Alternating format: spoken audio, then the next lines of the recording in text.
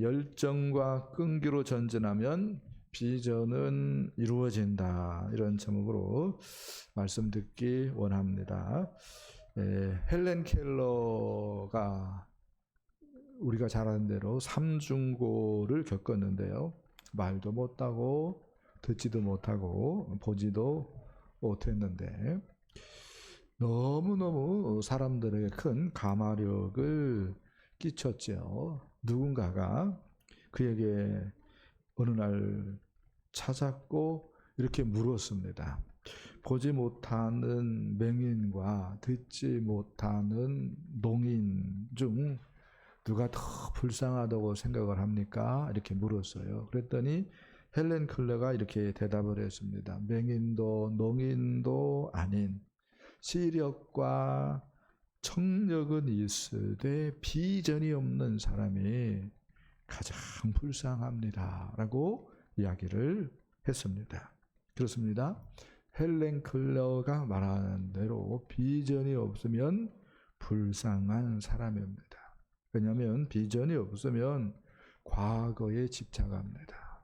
왜냐하면 비전이 없으면 불행의 원인을 남의 탓으로 돌리면서 원망하면서 살아가기 때문입니다.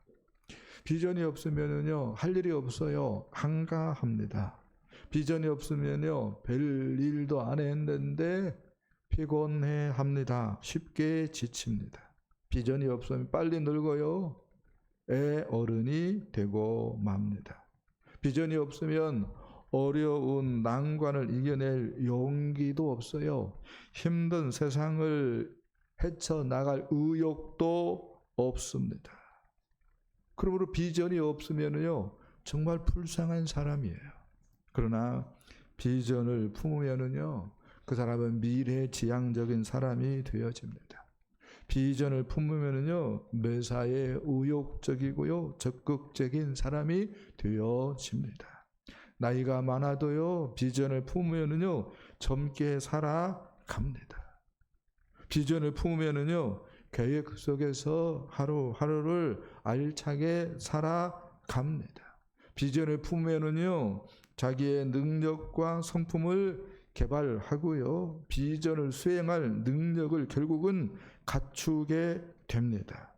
비전을 향하여서 달려가기 때문에 그 사람은 피곤한 줄도 모르고요 결국 비전이 그 사람을 유인되게 합니다. 오늘 우리가 시편 말씀을 읽었고 마태복음 28장 말씀을 읽었는데요. 우리 하나님이 예수님에게 주신 비전과 또 제자들에게 우리 예수님이 주신 비전에 대한 말씀이다. 이렇게 이야기를 할 수가 있겠습니다. 예수님 우리가 잘 아는 대로 30세쯤 세례를 받으신 후에 공생애를 시작했습니다. 그때 우리 주님에게 하나님 아버지께서 주신 비전이 있었습니다. 너는 내 아들이다. 오늘 내가 너를 낳았도다. 내게 구하라. 내가 이방 나라를 내 유업으로 주리니 내 소유가 땅끝까지 이르리로다. 하나님 아버지께서 우리 주님에게 주신 비전이다라고 이야기할 수가 있겠습니다. 비전은요 이렇게 얘기할 수 있습니다. 산의 정상, 봉우리 같은 역할을 한다. 비전은 그래서 구체적인 목표다라고 얘기할 수 있습니다. 등대처럼 비전은요 우리 인생의 길잡이가 되어 줍니다. 비전은요 가치와 생명력이 있어요. 비전을 통해서 가치를 생각해 볼 수 있는 거예요. 비전은 또 추진력의 원천이 되어집니다. 뿐만 아니라 비전은 현재와 미래를 연결시켜주는 고리입니다. 우리의 삶에 활력을 불어넣고 사역의 일의 의미를 부여합니다. 예수님도 이렇게 비전이 중요한 걸 너무너무 잘 알았기 때문에 떠나시면서 제자들에게 비전을 주십니다.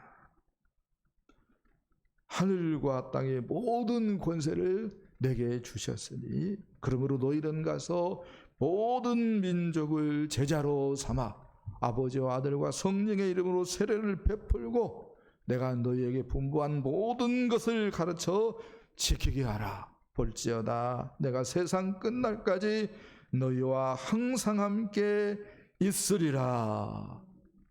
우리 예수님께서 교회에게 주신 비전이다라고 이야기할 수가 있겠습니다. 예수님을 따르는 사람을 두 자로 말하면 제자 이렇게 얘기할 수가 있습니다. 정말로 예수님의 제자의 특징은 하나님 나라의 가치를 아는 사람이다라고 얘기할 수 있습니다. 정말로 제자라면은 하나님 나라의 가치를 알아요. 우리 주님과 함께 임한 하나님 나라의 가치를 알아요. 그 하나님 나라가 너무 귀하고 중해서 이 세상을 어떻게 하죠? 버립니다. 그리고 하나님 나라에 올인합니다. 그 사람들이 뭡니까? 예수님의 제자입니다.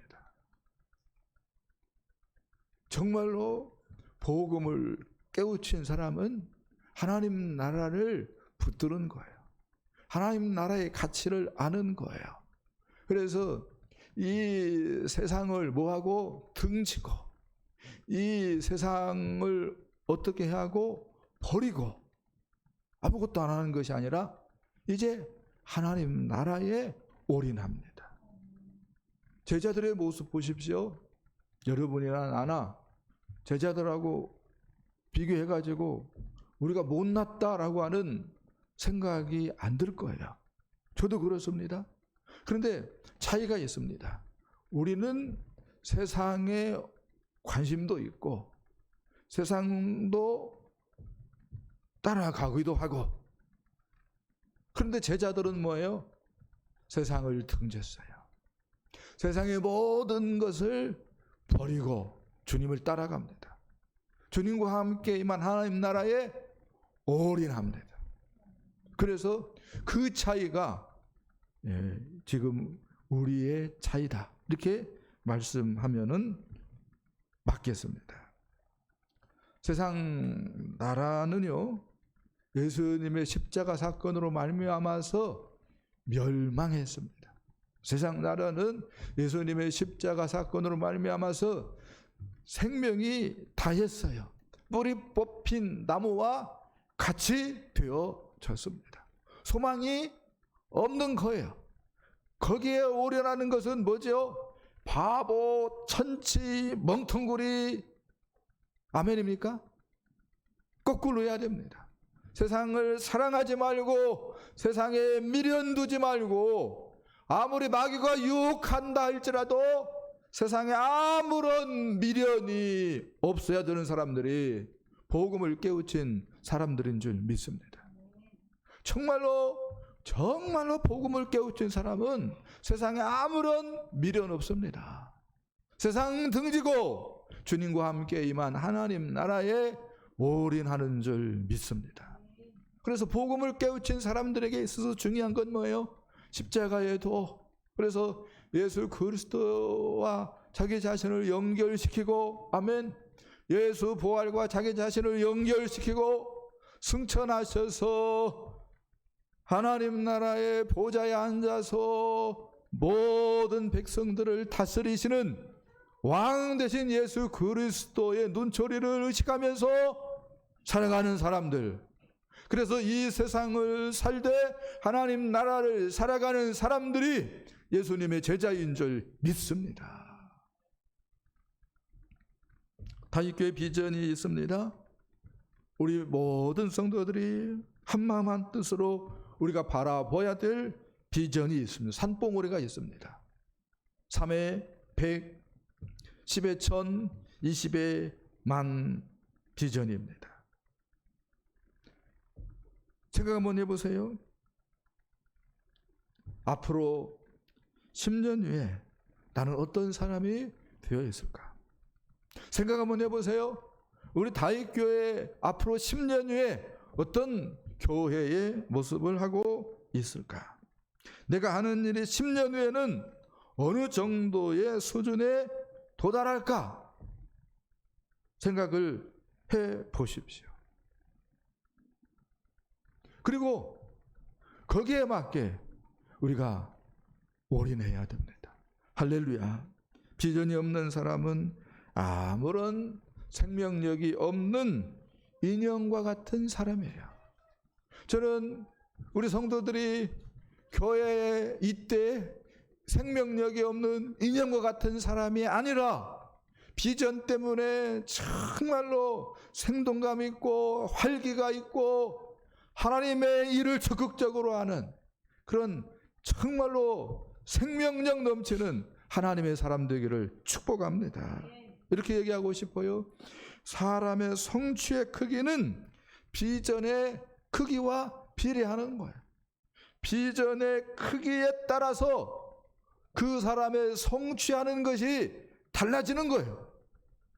그래서 여러분들이 하나님께서 주신 비전을 품고 그 비전을 기도하면서 더 크게 품고 힘껏 달려가야 되는 줄 믿습니다. 비전이 있어야 돼요. 비전이.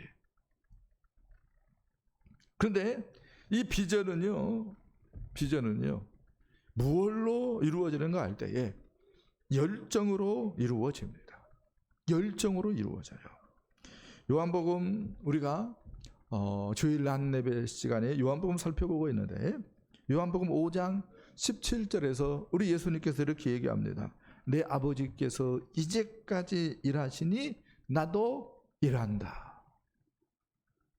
지금 예수님을 노려보는 사람들이 엄청나게 많이 있습니다. 어떤 관점에서는 함정을 파고 예수님을 지켜보고 있어요. 그런데도 예수님에게 뭐가 있어요? 열정이 있어요. 그 열정을 주체하지 못해서 안식하는 날인데 하나님의 모범을 쫓아서 예수님이 뭐예요? 하나님의 일을 합니다. 왜 그래요?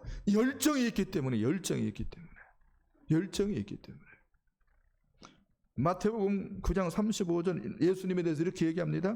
예수께서 모든 도시와 마을에 두루 다니사 그들의 회당에서 가르치시며 천국 복음을 전파하시며 모든 병과 모든 약한 것을 고치시니라 라고 말씀을 합니다. 네? 회당에서 가르치시고 천국 복음을 전파하시고 모든 병과 모든 약한 것을 고치셨는데 모든 도시와 마을에 두루 다니면서 하셨다라고 얘기를 하고 있어요. 예수님의 뭐가 느껴집니까? 열정이 느껴지잖아요. 예수님에게 이렇게 뭐가 있었어요? 열정이 있었습니다. 그렇습니다. 비전을 세워놓고 가만히 있지만 않았어요. 예수님은 열정을 갖고 실행에 옮겼습니다. 예수님은 비전의 모든 것을 맞추고 열정적으로 사역을 했습니다. 열정이 중요합니다. 열정이 없는 비전은 망상에 불과합니다. 내가 이걸 해야지 항상 이렇게 생각만 하고 그것을 이루어내지 못한다면 그것은 망상에 불과한 것입니다. 마음 먹고 이루어내지 못하는 것은 열정이 없기 때문입니다. 그래서 알프레드 크랩스가 이렇게 말을 했어요. 열정 없는 성공이란 있을 수 없다. 성공의 비결은 가슴을 열정으로 채우는 데 있다. 열정이야말로 온갖 장애와 싸우게 하고 그것을 극복하여 인생의 순간순간을 즐기게 한다라고 말을 했습니다. 열정이 없으면 똑같은 일을 하는데 아이고 죽겠네, 아이쿠야 그런 말을 합니다. 그러나 열정이 있으면 똑같은 일을 하는데 일을 어떻게 한다고요? 즐긴다고요. 여러분에게 열정이 있기를 축복합니다. 열정은 그래요, 비전이라고 하는 불을 품며 나가는 우주선을 쏘아 올리는 발사대 역할을 합니다. 열정이 그만큼 중요한 거예요. 팻 윌리엄스라고 하는 사람이 마이클 조던을 연구를 했습니다. 마이클 조던은 농구의 신으로 불리워지는 사람인데, 이 사람이 조던의 현란한 플레이, 또 농구 기술, 체력 이러한 것들을 주목하기 전에 이면에 있던 그 마이클 조던의 피나는 노력을 집중을 했습니다. 그래서 지금 여기에 100% 몰입하는 집중력, 열정, 진념, 승부근성, 이것이 마이클 조던 되게 했다라고 이야기를 했습니다. 마이클 조던에게 한 번은 기자가 캠프에서 이렇게 물었습니다. 어렸을 때에 우리 조던 선수는 하루에 몇 시간씩 연습했습니까? 이렇게 물었어요. 그랬더니 조던이 이렇게 얘기를 했습니다. 내게 시간 같은 것은 중요한 것이 아니었습니다. 시간은 전혀 신경 쓰지 않았습니다. 시계를 본 적도 없습니다. 지칠 때까지, 아니면 어머니가 저녁 먹으라고 부를 때까지 연습을 하고 또 연습을 했습니다 라고 얘기를 했습니다. 농구에 대한 열정이 마이클 조던 되게 했구나 라고 하는 것이 분명히 드러난다 라고 이야기할 수가 있겠습니다. 존 웨슬리 목사님도 이 열정의 중요성을 알았습니다. 그래서 이렇게 기도했습니다. 하나님 외에는 아무도 두려워하지 않는 사람들, 그리고 죄만 가장 무서워하는 사람들, 그리고 하나님 말씀에 사로잡힌 열정적인 사람들 100명만 저에게 주십시오. 그러면 저는 금년이 지나기 전에 이 세상을 뒤집어 놓겠습니다 라고 얘기했어요. 생명력이 없는 인형 같은 사람 10,000명, 그게 뭐가 중요하겠어요?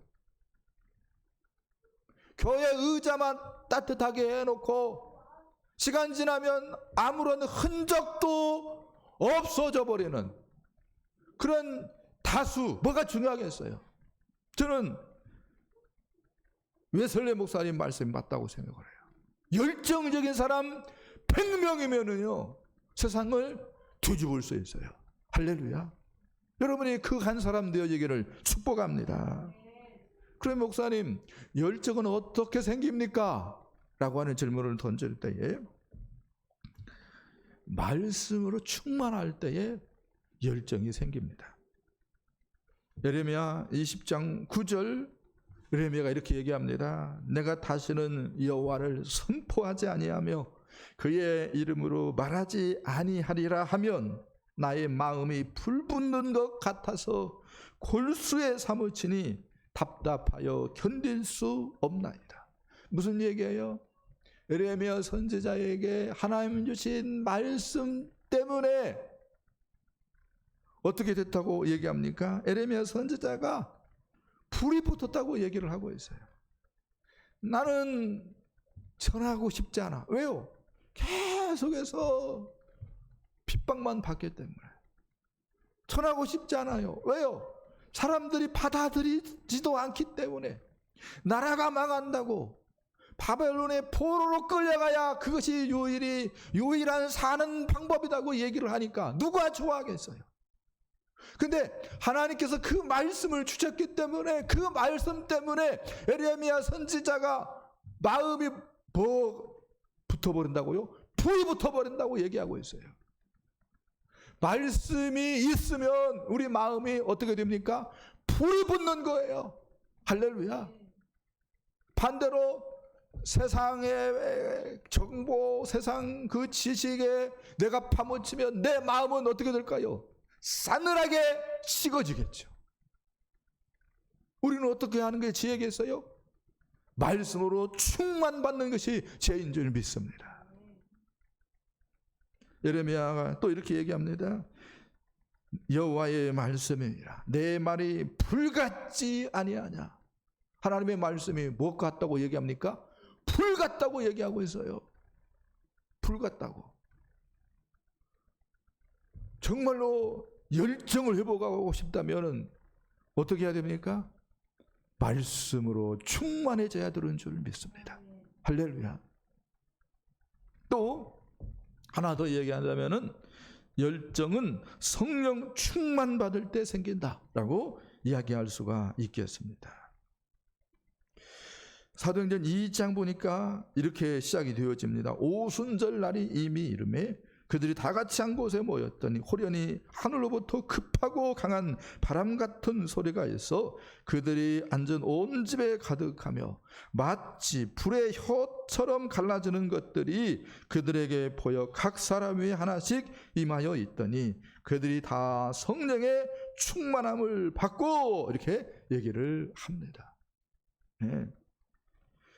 불의 혀처럼 갈라지는 것들이 각 사람 위에 하나씩 임하여 있었다.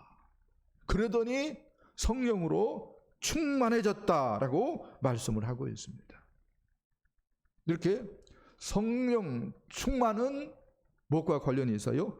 열정과 관련이 있습니다. 열정이라고 하는 말이 영어로 인투지아즘입니다. 인투지아즘. 이 인투지아즘은 들어오다라고 하는 엔과 데우스의 신리의 그 합성어일 수 있습니다. 이 말이 무슨 말씀입니까? 성령님이 우리 안에 들어옴으로 열정적인 삶을 살게 되어진다라고 하는 것을 열정이라고 하는 단어가 우리한테 가르쳐 준다는 거지요.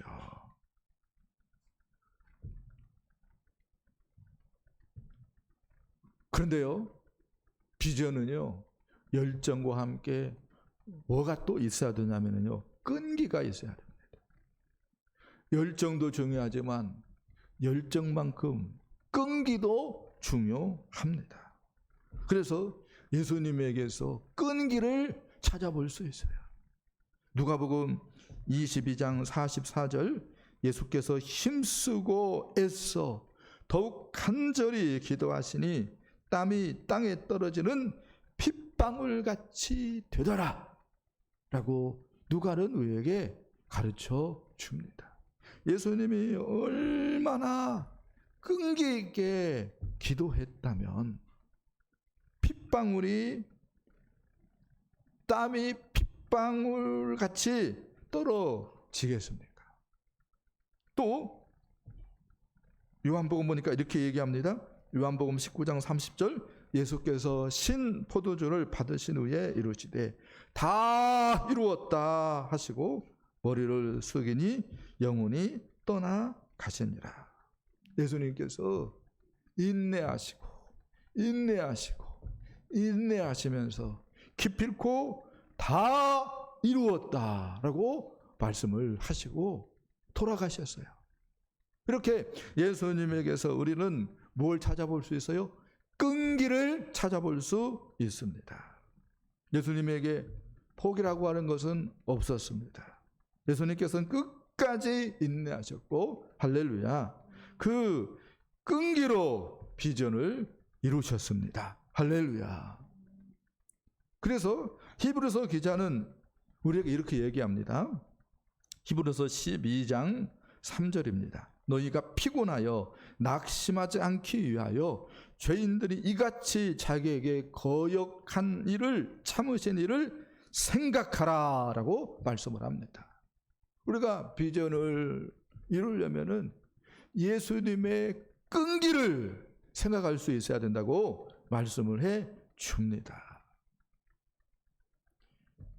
누에고치가 비단실을 뽑아낼 수 있는 데까지 되려면은요, 엄청난 기다림과 인내가 필요합니다. 아래에서 유충이 되어지는데 오령까지 4번의 탈피 과정과 5번의 잠을 잡니다. 그리고 7, 8일 기다림 끝에 씨를 뽑을 수 있는 누에꽃이가 비로소 되어집니다. 기다림의 과정을 거치지 않고서는 결코 어떤 것도 아름답고 찬란한 비단씨를 뽑아내는 누에꽃이가 될 수 없습니다. 우리도 마찬가지입니다. 가치 있는 사람으로 쓰임 받기 위해서는 인내할 수 있어야 됩니다. 기다림의 미학을 배워야 합니다. 여러 가지 허물을 벗고 탈피하는 과정은 고통과 인내를 끈기를 수반하는 것입니다. 그러한 과정 없이는 결코 아름다운 비단을 만들어내지 못한다는 것을 우리가 마음에 새겨야 됩니다. 그래서 사도 바울도 갈라디아서 6장 9절에서 이렇게 얘기합니다. 우리가 선을 행하되 낙심하지 말지니 포기하지 아니하면 때가 이름에 거두리라. 할렐루야. 너무 많은 사람들이 목사님이 하라고 하니까 하는 척이에요. 그런데 어떻게 합니까? 포기해요. 너무나도 쉽게. 그래서 열매를 거둬요, 못 거둬요? 못 거둬요. 거꾸로 해야 되죠. 비전을 생각하면서 열정을 가지고 끈기로 매진해야 되는 줄 믿습니다. 어떻게 우리가 비전을 이룰 수 있습니까? 어떻게 우리가 열정적으로 비전을 향하여 달려갈 수 있습니까? 어떻게 끈기 있게 열정적으로 비전을 향하여 달려갈 수 있습니까? 이렇게 얘기하고 싶어요. 훈련을 받아들이십시오. 비전을 이루기 위해서는요, 가만히 있으면은요, 비전을 이룰 수가 없는 거예요. 오늘이라고 하는 날을 어떻게 해야 돼요? 스스로 연단하고 훈련해야 되는 거예요.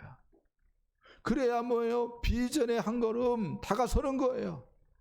오늘 자기를 연단시키지 않는다면, 훈련시키지 않는다면 비전은 무슨 비전이에요? 과대망상이죠. 오늘 자신을 보아야 돼요. 훈련할 수 있어야 돼요. 오늘. 그리고 이렇게 얘기하고 싶어요. 아침마다 주님께, 비전 주신 주님께 영적 주파수를 맞춰라. 이렇게 얘기하고 싶어요. 힘과 열정과 끈기의 비밀이 어디에 있어요? 예수님께 영적 주파수를 맞추는 데 있습니다. 할렐루야.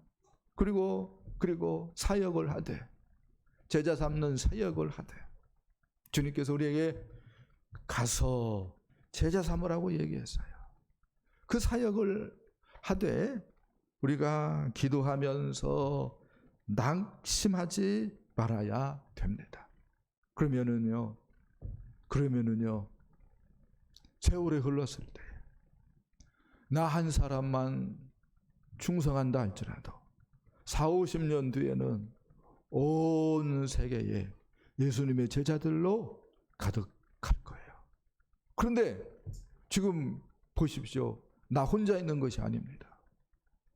그러면은요, 정말로 제자 삼는 일에 헌신하고 내가 충성한다면, 그러면서 기도하면서 낙심하지 않는다면 온 세상에 예수님의 제자들로 가득해지는 시간은 2배, 3배, 5배 더 빨리 이루어지는 줄 믿습니다.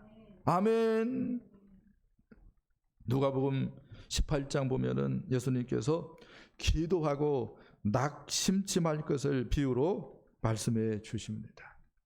뷰에 나오는 재판관은 예수님과는 정반대로 악독한 사람입니다. 하나님을 두려워하지 않습니다. 그러니까 이 사람은 양심도 없어요. 내세도 없어요. 하나님의 심판도 믿지 않아요. 이렇게 얘기할 수 있습니다. 이런 사람은 못할 짓이 없는 정말로 무서운 사람이다라고 얘기할 수 있습니다. 그리고 이 재판관은 사람을 무시하는 사람이라고 이야기를 합니다. 그러니까 교만한 거죠. 오만 불손한 사람인 것이지요. 그렇기 때문인지는 몰라도 웬만한 사람들은 이 사람한테 아쉬운 소리를 하지 않아요. 왜요? 그 사람의 욕구를 충족시키는 것은 불가능하다는 생각을 할 수밖에 없기 때문입니다. 그런데 하루는 어떤 억울한 일을 당한 과부가 찾아가서 내 원수에 대한 원한을 풀어달라고 사정을 합니다. 한 번만 한 것이 아니라 자주 합니다. 매일같이 찾아가서 합니다. 조석으로 합니다. 그랬더니